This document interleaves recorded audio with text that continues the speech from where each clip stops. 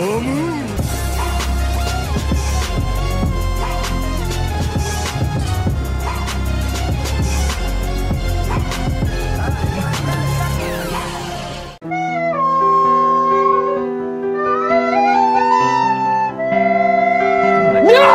God!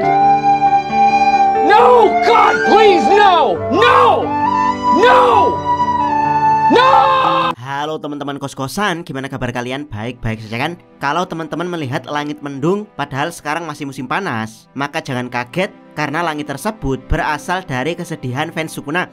Yap, minggu ini fans Sukuna mengalami puncak kesedihan karena klaim kemenangan Gojo baik di manga, di fanfic, atau grup anime. Bahkan di beberapa reviewer Jujutsu Kaisen sudah dideklarasikan sebagai wasit yang adil. Abdikos belum ikut mendeklarasikan kemenangan Gojo karena standar kemenangan Abdikos tidak berubah, yaitu pertarungan ini harus sampai mati atau kalau dipaksa draw. Keduanya harus draw dengan mati bersama atau paling jeleknya harus sekarat parah yang menuju kematian atau cacat permanen. Yap, cacat permanen yang Abdikos maksud adalah Sukuna kehilangan kendali atas tubuhnya, misalnya karena diserap Kenjaku, atau Gojo kehilangan Six Eyes untuk selamanya. Jadi selama kematian atau cacat permanen tidak terjadi, maka kemenangan Gojo masih Abdikos sebut 99% dan kekalahan Sukuna hanya tinggal 1%. Yap, bisakah Sukuna membalikkan keadaan dari kemenangan Gojo yang sudah 99%?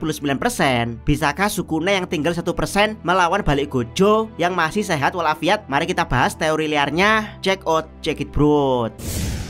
Teori pertama, sifat asli kutukan Sukuna. Teori liar pertama adalah sifat asli para kutukan. Teman-teman pasti sudah tahu kalau Sukuna pernah mengalami hal yang sama sebelumnya, yaitu saat melawan Hana Angel, di mana dia dibakar hidup-hidup oleh Hana Angel agar teknik kutukannya terkelupas. Bisa dibilang saat itu Sukuna juga sedang sekarat. Bahkan bisa Abdikos katakan kondisinya tinggal 1% karena sedikit lagi Hana Angel menggunakan Jacob Slider. Sukuna akan habis terbakar. Namun ya, pada akhirnya Sukuna bisa membalikkan keadaan dengan memanfaatkan sifat asli para kutukan, yaitu jahat dan liar dalam kurung tidak manusiawi. Yap, Sukuna pada akhirnya menggunakan tubuh Megumi untuk minta ampun pada Hana. Hana yang mencintai Megumi pada akhirnya tidak tega dan menghentikan teknik kutukan Angel. Bahkan dengan bodoh, Hana memeluk Megumi yang masih diselimuti tato Sukuna. Pada akhirnya Hana dibuat sekarat oleh kutukan Sukuna dan ya, kemenangan ada di tangan Sukuna setelah dia hanya tersisa 1% menuju kekalahannya. Yap, kejadian di sini juga sama, yaitu Sukuna dibom hidup-hidup oleh Gojo. Apakah Sukuna akan menggunakan cara yang sama, yaitu mengeluarkan tubuh Megumi untuk pura-pura mohon ampun pada Gojo? Kalau itu yang terjadi, maka kemungkinan menang Gojo langsung turun dari 99% menjadi 90%. Yap, meski turun tapi rate kemenangan Gojo masih tinggi, yaitu 90%, karena meski Gojo mengampuni Megumi anak angkatnya, tapi Sukuna tidak punya daya untuk menembus Infinity Gojo. Itu karena sudah dijelaskan kalau Sukuna tidak lagi bisa menggunakan domain amplification. Jadi ya, Sukuna akan dipaksa Gojo untuk melepaskan tubuh Megumi atau dipaksa untuk membangunkan jiwa Megumi yang tertidur. Kalau ini yang terjadi, maka pecinta team up Gojo X Sukuna bisa saja menjadi kenyataan. Teori kedua, Kenjaku adalah juru selamat. Jika teori pertama akan mendowngrade level Raja Kutukan menjadi pecundang sejati, maka teori kedua ini akan mendowngrade Sukuna selevel Mahito. Yap, Sukuna akan jadi selevel Mahito, yaitu berusaha meminta tolong pada Kenjaku di saat-saat akhir. Ini akan jadi sedikit lebih villain ketimbang meminta ampun pada Gojo dan bertobat. Meskipun kondisi Gojo sudah terlihat membaik, tapi jangan lupakan kalau dia habis menggunakan teknik yang luar biasa dahsyat. Jadi Kenjaku bisa saja masih ada di dekat situ, lalu menggunakan kutukan kelas spesial untuk membawa kabur Sukuna. Yap, Abdikos pernah membuat teori kalau Sukuna ingin disebut villain sejati, maka dia tidak perlu ragu untuk menggunakan semua kekuatannya termasuk 10 bayangan ketika melawan Gojo. Dan kalau semua kekuatannya tidak berhasil, maka Sukuna tidak perlu ragu untuk kabur, entah bagaimanapun caranya, termasuk meminta tolong Kenjaku. Salah dua minus dari teori ini adalah minus pertama, memangnya Kenjaku berani mendekati Gojo setelah melihat kekuatan dahsyatnya. Dan minus kedua, memangnya Kenjaku mau menyelamatkan Sukuna. Lawong aliansi keduanya saja tidak jelas, bahkan terlihat saling mengejek. Ini belum dihitung potensi dari para penyihir pendukung Gojo yang datang ke TKP menolong Sukuna. Bisa jadi ladang bunuh diri untuk Kenjaku. Teori ketiga, Uraume adalah bantuan darurat. Yap, kalau Kenjaku masih mikir-mikir untuk menolong Sukuna, maka ada satu orang yang berani mati untuk Sukuna. Yap, siapa lagi kalau bukan Uraume, pelayan setianya sejak ribuan tahun. Bahkan Uraume sempat disinggung di chapter sebelumnya sebagai monster. Yap, apakah dari sini Uraume akan mau mengorbankan dirinya demi menyelamatkan Sukuna? Misalnya dia menggunakan maksimum output Dead Calm untuk memperlambat pergerakan Gojo lalu membawa kabur Sukuna. Ya, meskipun lagi-lagi teori ini bisa terbantahkan karena Dead Calm bisa ditolak Infinity.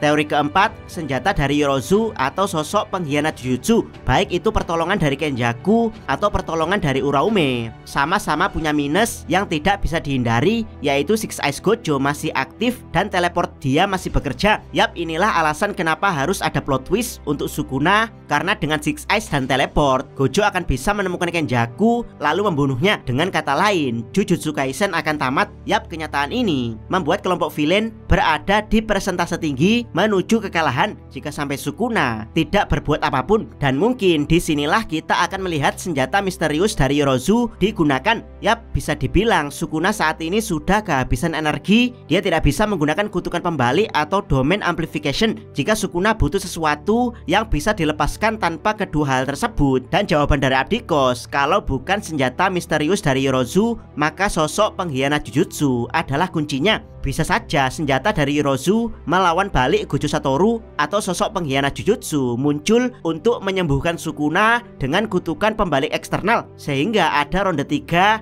yaitu tawuran antar penyihir yang dipimpin Gojo melawan comeback dari Sukuna.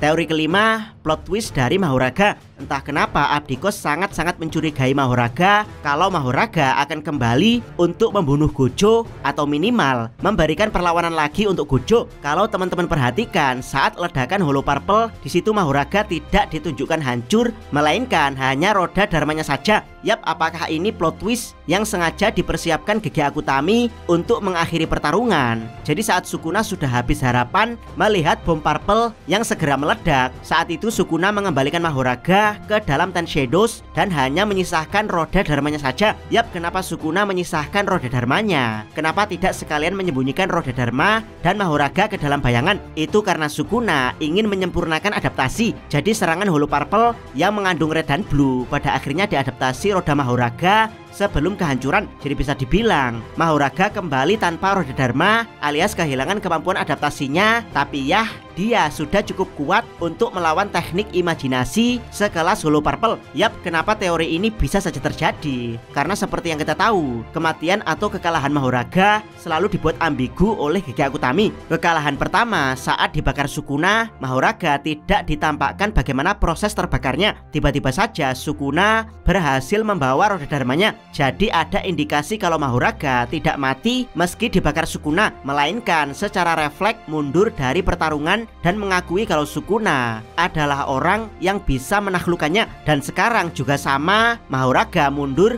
sebelum bom Purple meledak dengan hanya menyisakan roda dharma untuk mendapatkan persentase adaptasi dari Hollow Purple. Yap, roda dharma kemungkinan adalah sesuatu yang terpisah dari Mahoraga sejak awal, karena roda ini bisa dipakai Sukuna untuk membantu Mahoraga beradaptasi. Jadi ketika roda Mahoraga hancur, kemungkinan tidak akan membunuh Mahoraganya, melainkan hanya menghilangkan kemampuan adaptasinya untuk selamanya. Yap, Mahoraga tanpa roda dharma bisa saja membalikkan keadaan dan balik membunuh Gojo dengan memenggal kepalanya. Kalau ini yang terjadi, maka akan plot twist banget, karena bulian dari ribuan fans Gojo bahkan sudah repot-repot mendeklarasikan kemenangan, malah berubah 180 derajat menjadi kekalahan di saat akhir. Namun ya, lagi-lagi ini hanya teori liar, kemungkinan terjadinya sangat kecil. Bagaimana menurut pendapat teman-teman? Silahkan tuliskan komentar kalian di bawah. Jangan lupa subscribe channel Takos dan jangan lupa share video ini sampai salam. Mi.